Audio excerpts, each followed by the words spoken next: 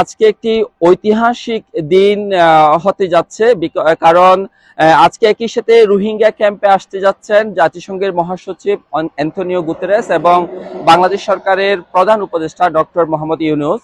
এই দিনটিকে শরণার্থী ত্রাণ ও প্রত্যাবাসন কমিশনারের কার্যালয় থেকে ঐতিহাসিক দিন হিসেবে মূল্যায়ন করেছেন, কারণ এরকম ঘটনা ইতিপূর্বে কিন্তু ঘটেনি এখানে। এজন্য বাংলাদেশ সরকার যেমন খুবই আশাবাদী, রোহিঙ্গারাও আশাবাদী যে এখানে হয়তো এই সফরের মধ্য দিয়ে হয়তো বড় ধরনের একটি পরিবর্তন বা হয়তো ভালো কিছু ঘটতে পারে। কারণ আপনারা জানেন অনেক দিন ধরেই একটি প্রত্যাবাসন বন্ধ, এবং তার উপরে ঠিক এই মুহূর্তে এসে আপনারা জানেন রোহিঙ্গাদের জন্য যে বিদেশি অনুদান সেটা $12 থেকে কমে প্রায় অর্ধেকে নেমে এসেছে।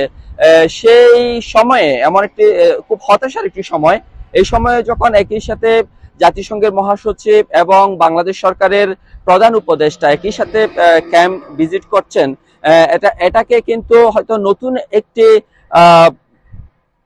বার্তা তৈরি করতে পারে বিশ্ববাসীর কাছে। বাংলাদেশের সাথে বিশ্ববাসী আছে, রোহিঙ্গাদের সাথেও বিশ্ববাসী আছে, এই বার্তাটি কিন্তু ছড়িয়ে যেতে পারে বলে রোহিঙ্গারা ভাবছেন। এবং আজকে ঠিক বিকেলের দিকে কিন্তু জাতিসংঘের মহাসচিব এবং বাংলাদেশ সরকারের প্রধান উপদেষ্টা ডক্টর মোহাম্মদ ইউনূস রোহিঙ্গা ক্যাম্পের যে 20 নাম্বার ক্যাম্পটি রয়েছেন সেখানে 1 লক্ষ রোহিঙ্গার সাথে ইফতার করবেন। তারা ওই সময় আশেপাশের বেশ কিছু ক্যাম্প, বিশেষ করে 18 নম্বর ক্যাম্পও পরিদর্শন করবেন। সেখানে কিছু কমিউনিটি সেন্টার, কালচারাল সেন্টার, তারপরে হচ্ছে লার্নিং সেন্টারের মতো কিছু সেন্টার তারা পরিদর্শন করবেন, এবং সেখানের কিছু কমিউনিটি লিডারের সাথে তারা কথা বলবেন, কিছু শিক্ষক প্রতিনিধির সাথে কথা বলবেন, রোহিঙ্গাদের যারা প্রতিনিধি তাদের সাথে কথা বলবেন, তাদের মনোভাব জানার চেষ্টা করবেন, এবং তাদের জন্য কিভাবে আসলে প্রত্যাবাসনটা হতে পারে বা তাদের জন্য যতদিন নিরাপদ একটা কিভাবে পরিবেশ তৈরি হতে পারে, এই ধরনের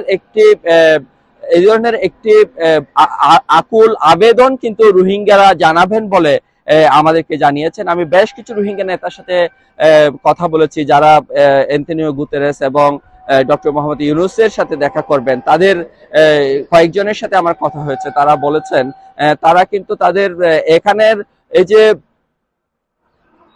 অনুদান কমে যাওয়া এটা নিয়ে তারা আসলে খুবই উদ্বিগ্ন, কিন্তু তার চেয়ে বেশি উদ্বিগ্ন তারা বিদেশে ফিরে যাওয়ার জন্য তাদের যে দীর্ঘসূত্রিতা এটা নিয়ে। তারা চাচ্ছে অনুদান বৃদ্ধি করার জন্য তাদের যে প্রচেষ্টা, এটা চেয়েও যেন তারা স্বদেশে ফিরে যেতে পারে সেই প্রচেষ্টা করে। তো কক্সবাজারের এই ছিল সর্বশেষ পরিস্থিতির খবর।